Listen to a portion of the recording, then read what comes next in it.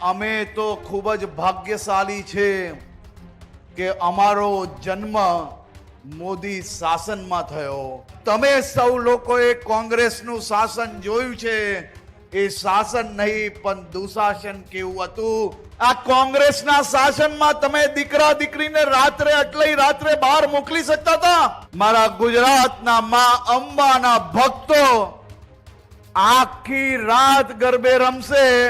આ કોંગ્રેસીઓને તો દોડી દોડીને એનો બી વિરોધ કરવા માટે હાઈકોર્ટમાં પીઆઈએલ કરાવેલી. એ આ કોંગ્રેસીઓને જવાબ આપવાનો સમય આવી ગયો છે. ભાઈ માં અંબાના ગરબા આખી રાત ગુજરાતમાં ના રમી શકે તો શું પાકિસ્તાનમાં જઈને રમશે? રસ્તે પસાર થતા અનેક કાર્યાલયો મેં જોઈ, ઝાડુના સુપડા સાફ હતા કાર્યાલયો પર. પંજાનો પંજો ગાયબ, કાર્યાલય પર સુમ સામ. ગુજરાત ને ગુજરાતના નાગરિકોને બદનામ કરનાર એક લોકોનો અમે હિસાબ કરશો, અને એવો હિસાબ કરશો કે ભવિષ્યમાં ચૂંટણી લડવાનું નામ ના લે ને એવો હિસાબ કરશો. ફોર્મ ભરાવતી વખતે દર વખતની જેમ આ વર્ષે કોંગ્રેસ અને આપિયાઓ એક સાથે મળીને ચારેય દિશામાં જે ખોટા આરોપો ચાલુ કર્યા છે તે જ દર્શાવે છે કે ગુજરાતના કોઈ બી ખૂણે કોંગ્રેસને માન કે કોંગ્રેસને સંપૂર્ણપણે લોકો અવગણના કરે છે. ત્યારે જ ન્યૂઝરૂમ ગુજરાતની યુટ્યુબ ચેનલને સબસ્ક્રાઇબ કરો અને ઇન્સ્ટાગ્રામ અને ફેસબુક પર ફોલો કરો. અપડેટ રહો, સત્યની સાથે રહો.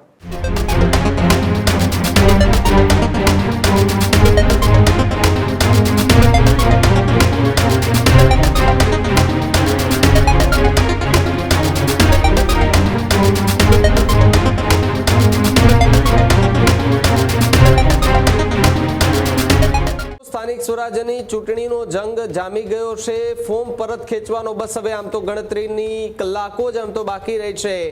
એટલા એ સમયગાળા દરમિયાન પ્રચાર પ્રસાર પણ જોરદાર થઈ રહ્યો છે. ત્યારે અમદાવાદમાં હર્ષ સંઘવી કે જેઓ પ્રચાર પ્રસાર કરતા દેખાયા છે, ત્યારે અમદાવાદ મનપામાં હર્ષ સંઘવીનો પ્રચાર જોવા મળ્યો છે. સહેજપુર વોર્ડમાં ડેપ્યુટી સીએમ હર્ષ સંઘવી ચૂંટણી પ્રચાર કરવા પહોંચ્યા હતા. સહેજપુર વોર્ડમાં કોંગ્રેસ સામે આકરા પ્રહારો કર્યા. કોંગ્રેસની સરકારમાં શાસન નહીં દુશાસન હોવાની વાત સંઘવીએ કરી છે. અમે તો ભાગ્યશાળી છીએ કે નરેન્દ્ર મોદીની સરકારમાં મોટા થયા છે. આખી રાત ગરબા રમવા પર કોંગ્રેસીઓએ હાઈકોર્ટમાં એ પીઆઈએલ કરાવી હતી. જ્યારે ગુજરાતમાં ગરબા નહીં રમીએ તો પાકિસ્તાનમાં ગરબા રમીશું. ચૂંટણી પત્યા પછી બધા કોંગ્રેસીઓ વિદેશ ફરવા જતા રહેશે તે પણ વાત ડેપ્યુટી સીએમ હર્ષ સંઘવીએ કરી. કોંગ્રેસ અને આપના સુપડા સાફ થઈ જવાના છે. કોંગ્રેસ હવે હાર પાડી ગઈ છે એટલે રડવાનું શરૂ કરી ચૂક્યું છે. આ પ્રકારના આરોપો સાથે આપ અને કોંગ્રેસને આડે હાથ હર્ષ સંઘવીએ લીધા હતા. જ્યારે અમદાવાદના એ મનપામાં હર્ષ સંઘવી પ્રચાર પ્રસાર કરવા માટે પહોંચ્યા હતા. સહેજપુર વોર્ડ છે ત્યાં ડેપ્યુટી સીએમ હર્ષ સંઘવી કે જેઓ પહોંચ્યા બાદ મોટી સંખ્યામાં ભારતીય જનતા પાર્ટીના જે કાર્યકર્તાઓ છે એ ત્યાં પહોંચ્યા હતા. હર્ષ સંઘવી છે તેમનું ધારદાર ભાષણ પણ ત્યાંથી જોવા મળ્યું હતું. સાથે જ કોંગ્રેસ અને આપ પર પ્રહાર કરતા સંઘવીએ શું કહ્યું સાંભળીએ એમને. સગા સંબંધી આસપાસના લોકોને જઈને સૌથી પહેલો એક પ્રશ્ન જરૂરથી કરજો, અને એ પ્રશ્ન પૂછજો કે અમે તો ખૂબ જ ભાગ્યશાળી છે કે અમારો જન્મ મોદી શાસનમાં થયો. અમે સમજતા થયા ત્યારથી મોદી શાસન ગુજરાતમાં છે. પણ તમે સૌ લોકોએ કોંગ્રેસનું શાસન જોયું છે. એ શાસન નહીં પણ દુશાસન કેવું હતું તે અમને સૌને કહેવો તો અમને બી અંદાજો આવે કે એ વખતે જ્યારે કોંગ્રેસનું દુશાસન ગુજરાતમાં હતું ત્યારે આ અમદાવાદ શહેરના નાગરિકો કઈ રીતે જીવતા હશે. આ અમદાવાદ શહેરમાં આજે હજારો કિલોમીટરોના રસ્તાઓ બનતા હોય છે. ચારેય તરફ સ્ટ્રીટ લાઇટો, ચારેય તરફ બધી સુવિધાઓ છે. આ સુવિધાઓ બધી જ ઉપલબ્ધ છે, ત્યારે જ નાની મોટી તકલીફ એમાં આવવાની જ છે. પરંતુ કોંગ્રેસના શાસન સમયે આ અમદાવાદના વડીલોને પૂછજો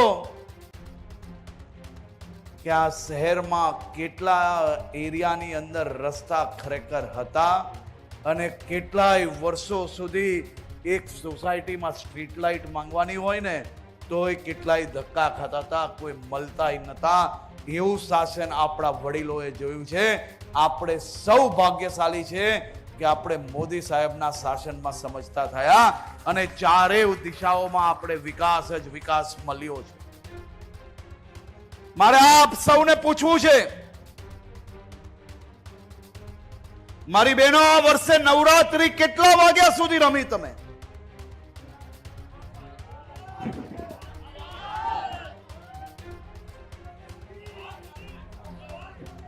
કોઈ કે સવારે 5 વાગ્યા સુધી તો કોઈ કે સવારે 7 વાગ્યા સુધી નવરાત્રી રમી.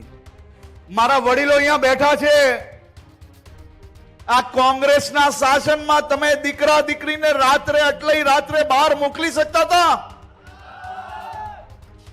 અને આજે વહેલી સવારે તમારી દીકરી એકલી એક્ટિવા પર જઈને નવરાત્રીમાં અંબાની ભક્તિને ગરબે ઝૂમીને પાછી ઘરે આવે, કોઈ પ્રકારનું ટેન્શન વગર આ લાખો લોકોમાં અંબાની ભક્તિ આખી રાત કરી શકે, તો એનું કારણ માત્ર ને માત્ર શું છે?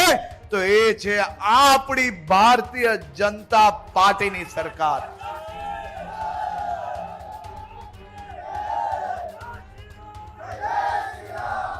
આ કોંગ્રેસીઓ, મેં જાહેરાત કરી કે મારા ગુજરાતના સૌ યુવાનો, મારા ગુજરાતના માં અંબાના ભક્તો આખી રાત ગરબે રમશે. આ કોંગ્રેસીઓને તો દોડી દોડીને એનો બી વિરોધ કરવા માટે હાઈકોર્ટમાં પીઆઈએલ કરાવેલી. એ આ કોંગ્રેસીઓને જવાબ આપવાનો સમય આવી ગયો છે. ભાઈ, માં અંબાના ગરબા આખી રાત ગુજરાતમાં ના રમી શકે તો શું પાકિસ્તાનમાં જઈને રમશે? આપણા ગુજરાતમાં ગરબા રમવા આખી રાત માટે છૂટ આપવી જોઈએ કે ના આપવી જોઈએ? જેને લાગતું હોય ના આપવી જોઈએ, મારી જોડે ના બોલે. ગુજરાતમાં આખી રાત ગરબા રમવા જોઈએ કે ના રમવા જોઈએ? અને વટથી રમાડ્યા કે નહીં? હવે વર્ષો વર્ષ સુધી આ જ પ્રકારની વ્યવસ્થાઓ તમારા સૌ માટે હંમેશા તૈયાર રાખવાની છે. આ વર્ષે તમે બધાએ દ્રશ્ય જોયા જ હશે. હું આજે અમદાવાદનું ફરતો ફરતો અહીંયા પહોંચ્યો છું અને એક વોર્ડમાંથી આવતો આવતો અહીંયા આવ્યો. રસ્તે પસાર થતા અનેક કાર્યાલયો મેં જોઈ. ઝાડુના સુપડા સાફ હતા કાર્યાલયો પર. પંજાનો પંજો ગાયબ. કાર્યાલય પર સુમસામ. અને ભારતીય જનતા પાર્ટીની કાર્યાલય પર મારા હજારો યુવાન સાથીઓ પોતાનું ભવિષ્ય બનાવવા માટે, વિસ્તારના લોકોની ઉન્નતિ માટે જે પ્રકારે આપ સૌ લોકોનો પ્રેમ મળી રહ્યો છે તે બદલ હું આજે અહીંયા આભાર માનવા આવ્યો છું. આ કોંગ્રેસીઓના પેટમાં આજકાલ બહુ દુખે છે.